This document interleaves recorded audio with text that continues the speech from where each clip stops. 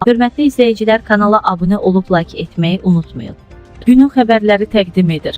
Belə bananlar xeyirdən çox zərər verir. Açıqlama: banan nə qədər çox yetişirsə, onun şəkər miqdarı artır. Bağırsaqlar üçün faydalı rezistent nişasta isə azalır. Big Aza xəbər verir ki, bunu qida eksperti Saurabh Sethi söyləyib.